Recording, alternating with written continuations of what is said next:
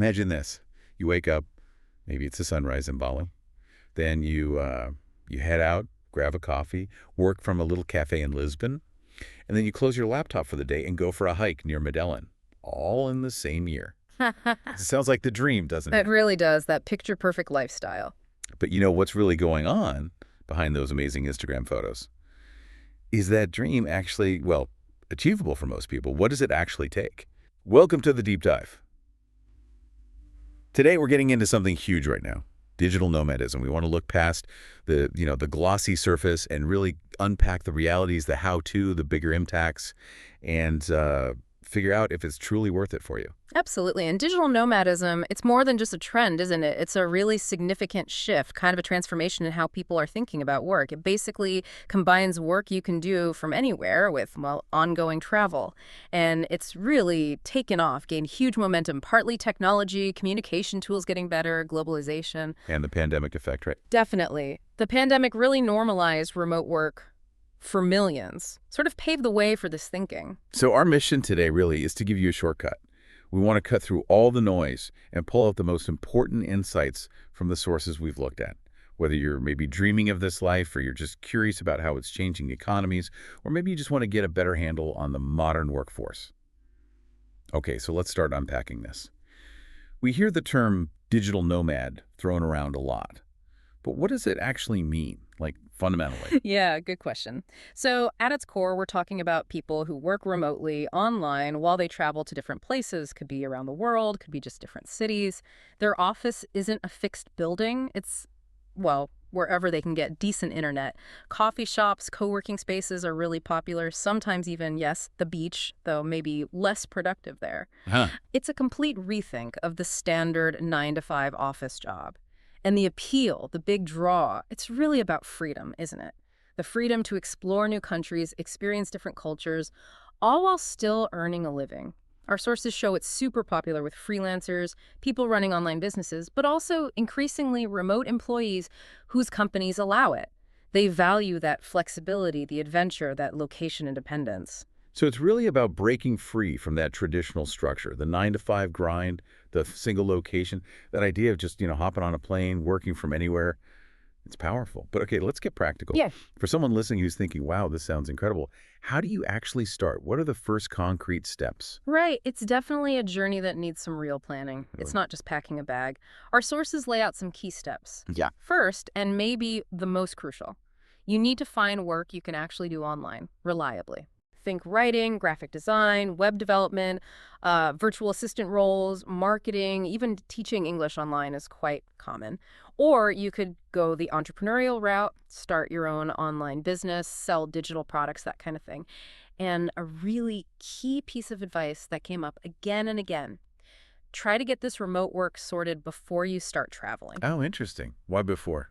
Well, it just eases the transition so much. Landing in a new country is already a lot to handle. If your income is already set up and flowing, much less stressful. Okay, solid advice. What's next? Second, you absolutely need to ensure you have a reliable income stream and a financial safety net. It's not necessarily about being rich, but you need steady money coming in to cover, travel, accommodation, food, everything. And living costs vary wildly, right? Exactly. Which is why a lot of nomads choose places where the cost of living is lower than back home. Makes the money stretch further. And here's a really important note from the research: aim for at least 3 to 6 months of living expenses saved up. Wow, that much. Yeah, think of it as an emergency fund for slow work months, unexpected flights home, medical issues. It provides crucial peace of mind. It's almost non-negotiable for doing this sustainably. Got it. Savings buffer. What else? Third, get your gear and tools ready. And it's not just what gear, but thinking about durability and backups. Obviously, a good laptop is essential. Noise-canceling headphones are a lifesaver for concentration. A power bank, international plug adapters, the basics. Right. But also make sure your phone is unlocked so you can grab local SIM cards for cheaper data. And a pro tip that came up: use cloud storage heavily. Google Drive, Dropbox, whatever. You really don't want your whole work life tied to a laptop that could get lost, stolen, or just break down. Good point. Cloud backups are key. Okay, step 4. Fourth, pick your first destination wisely.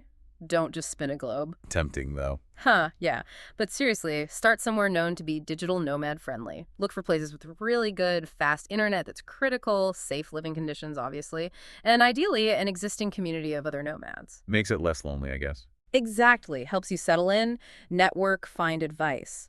Popular starting points mentioned often are places like Bali in Indonesia, Chiang Mai in Thailand, Lisbon in Portugal, Medellin in Colombia. We hear those names a lot. We do.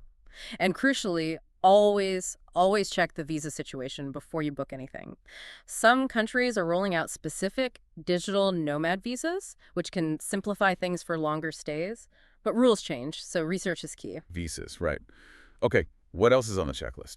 Fifth is about staying connected and productive once you're actually there. This can be a bigger challenge than people expect. It's easy to get distracted by the travel aspect or feel isolated. Yeah, I can see that. So joining co-working spaces is a great idea. Or finding digital nomad meetups and communities online or in person helps you meet people, stay motivated, and sticking to some kind of work routine is vital even when you're in an exciting new place. Using apps like Trello or Notion or Toggle for task management can really help keep you organized. Maintain discipline, basically. Exactly.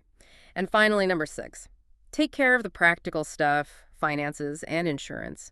Think about getting an international bank account or a travel-friendly debit credit card to avoid hefty fees. And absolutely critical, get good health and travel insurance that specifically covers you overseas for longer periods. Don't skimp on this. It's your safety net. Really important. Yeah. And maybe sounds boring, but track your expenses. Make a simple budget. Costs can creep up faster than you think when you're moving around. That's a really comprehensive roadmap. Yeah. So, okay, you've done all that, you've made the leap, you're out there. The next challenge is actually sustaining it, right? Making it work long-term, not just for a few months. Yeah. How do people actually thrive? That's a great question because the initial excitement can wear off. Sustaining it really comes down to a mix of smart financial habits and being adaptable. It goes beyond just having that main remote job. You need to be really mindful of spending. Like choosing cheaper accommodation. Yeah, exactly. Or cooking more instead of eating out all the time. Small choices add up. But the research also points towards exploring other ways to bring in money. Diversifying your income. Oh, like what? Side hustles? Sort of, yeah. Some interesting ideas came up, maybe becoming a local tour guide for people who speak your language, or tutoring online. Some people develop online courses in their area of expertise that can become passive income over time. Passive income is the dream. It is. Others might pick up seasonal work locally if visas allow, or even explore things like sharing unused internet bandwidth through certain platforms. There are even microtask platforms that offer small jobs. It's about building a more resilient financial picture, not relying 100% on one source. That makes a lot of sense. Almost like being a mini entrepreneur, even if you have a main remote job. Okay. And related to sustaining it. Choosing where to go next. You mentioned starting points, but for longer-term stays, how do you pick the right place beyond just the popular spots? What are the deeper criteria? Right, because what works for a month might not work for 6 months or a year. The evaluation gets more serious. First, and maybe most critical still, is that internet connection. You need it stable and fast, non-negotiable for most remote work. People actually check country stats and read reviews of specific apartment Wi-Fi speeds. They get that at the Pacific. Oh, yeah. Your work depends on it. Second, really analyze the cost of living versus your actual income. What feels like a good salary back home might not stretch as far as you think in certain cities, even cheaper ones. Third, dig deep into visa options and costs, especially if you want to stay longer than a typical tourist visa allows, temporary residency permits, digital nomad visas. What are the real requirements and fees? Illegal stuff. Got it. Fourth, something subtle but important. Are there any limits based on your specific job? If you handle sensitive data, for example, are there restrictions about accessing it from certain countries, security protocols? Hadn't thought of that one. And fifth, the softer but equally vital factors. Cultural differences. How easily can you adapt? Time zones, can you actually collaborate with your team or clients effectively? And of course, overall safety and stability in the region. It's a complex calculation. Interestingly, a 2024 report we saw actually ranks Spain as the top country overall for digital nomads right now. Spain. Why Spain? Primarily due to its good infrastructure, balance of cost of living and quality of life, visa options, and generally welcoming environment. After Spain, the report listed the Netherlands, Norway, Estonia, Romania, and Malta as strong contenders. Interesting list. So, okay, we've laid out the journey, how to sustain it, how to choose places, but let's get to the big question. Is it actually worth it? When you weigh everything up, the good and the bad, what's the verdict from the people living it? Yeah, the is it worth it question. It's personal, obviously, but the research gives us a pretty clear picture of the trade-offs. The pros are definitely compelling. You get that incredible freedom to work from almost anywhere, a schedule that you control mostly, the chance to really immerse yourself in different cultures. Plus, potentially a lower cost of living, maybe a better work-life balance than you had before, and huge opportunities for personal growth. Pushing your boundaries like that really forces you to grow. Those are powerful draws. But there have to be downsides, right? It can't all be beaches and laptops. Absolutely not. The cons are very real and often downplayed. Unstable income is a big one for freelancers or business owners. The constant juggling of time zones can be exhausting, and a really significant one. Loneliness and isolation. You're often far from your usual friends, family support network. That sounds tough. It can be. Then there are the practical headaches. Visa complexities, figuring out taxes in multiple places, the lack of a fixed routine or stability, which some people really thrive on. And it's not just about unstable income sometimes, it's the mental load. Constantly finding the next gig, navigating language barriers, searching for flights and places to stay, dealing with cultural misunderstandings. It can lead to burnout if you're not careful. So managing your mental health is key. Hugely important. That's why finding those communities and practicing self-care becomes so crucial for sustainability. And here's something really fascinating from a study done in Bali. Many nomads they interviewed didn't actually see this super mobile life as a permanent thing. Oh, really? Yeah, they often viewed it as a specific phase in their lives, a period of intense exploration and growth maybe, but many expressed wanting more stability down the road. Like settling down eventually. Either settling in one place or maybe having a few home bases they rotate between rather than constant movement. It challenges that idea of the permanent escapee.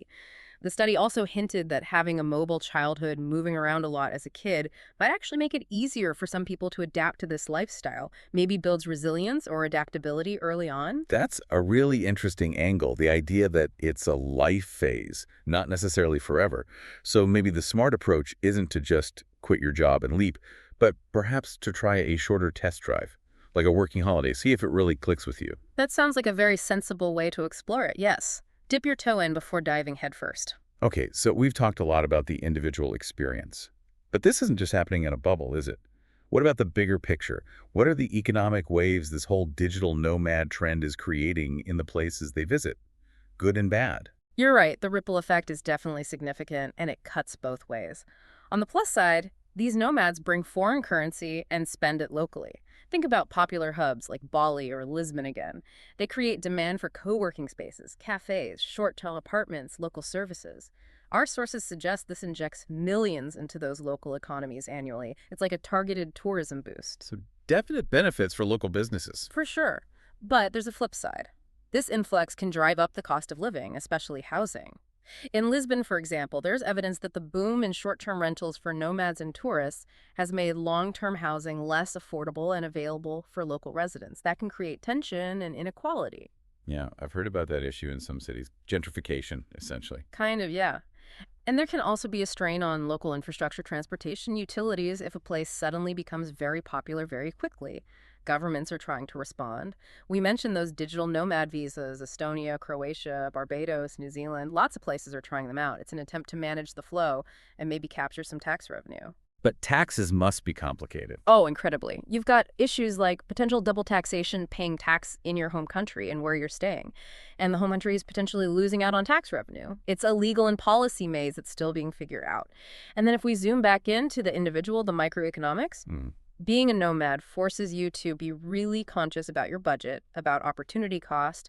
It's all about maximizing your utility, as economists say, getting the most value and satisfaction from your money and time. Making smart trade-offs. Exactly. And moving to a place with a lower cost of living is a key strategy here. Like our sources gave an example. A software developer earning, say, $60,000 a year, that provides a decent life in London or New York maybe, but in Bali or Chiang Mai, that same $60,000 can afford a significantly higher quality of life, nicer housing, more disposable income for experiences. Leveraging those global cost differences. That makes total sense. So, thinking about the future then, What does this trend tell us about the skills people will need? And what about education? How is that adapting? Are new opportunities emerging because of all this? Yeah, it definitely signals a shift in valuable skills. The ability to think analytically, be creative in solving problems, and just being highly comfortable and literate with technology, these are becoming paramount. These skills are important everywhere, but maybe especially for nomads who need to be self-sufficient, adaptable, and able to work effectively across distances and digital platforms. And how does education fit in? Can traditional university keep up? Well, that's where online education platforms are really shining. Coursera, Udemy, DataCamp, places like that. These massive open online courses, MOOCs, they offer exactly what aspiring nomads often need. Flexibility, affordability, and skills focused on specific digital or tech areas. You can learn coding, digital marketing, data analysis, whatever you need from anywhere. Mm. And the market reflects this. The global e-learning sector is booming, projected to grow around 10% annually. It's meeting that demand for accessible skill development. So the tools are there to upskill yourself for this kind of life. They really are. And this whole movement is also creating fascinating new avenues for research, especially using data science. Like what? Predicting the next hotspot. Exactly. Researchers are using techniques like web scraping, pulling data from sites like Nomad List, which tracks where nomads are and what they like about places. They can analyze trends in migration, preferences for things like internet speed or cost of living. Combine that with economic data, geospatial data. You could potentially predict emerging nomad hubs or better understand the real economic impact on specific towns or cities. Using data to map the human geography of it all. Precisely. Predictive analytics could identify places that have the right mix of factors, cost, connectivity, visas, even before they become mainstream. It's a really interesting application of data analysis to a global social phenomenon. Wow. So we've really covered a lot of ground today, from the postcard dream to the gritty realities, the practical steps, and these huge economic and social ripples. It seems clear that digital nomadism is way more than just a niche lifestyle choice now. It's a real force reshaping how we think about work, about place, about economies. I agree. And its future, its long-term sustainability, likely depends on finding that balance, balancing the economic opportunities it creates with smart policies that address the challenges like housing costs and infrastructure strain. And as technology keeps evolving and cultural attitudes towards remote work continue shifting, I think we'll probably see this lifestyle become even more accessible, maybe in different forms, to even more people. So that leaves us with a final thought perhaps for you listening. Given everything we've explored, the incredible freedom, yes, but also the very real challenges, the economic impacts, both positive and negative, what does this whole evolving digital nomad lifestyle really reveal about our collective future of work? And maybe more profoundly, how might it reshape our fundamental ideas of home and community, whether we personally choose to hit the road or stay put? Lots to think about there. Thank you so much for joining us on this deep dive today.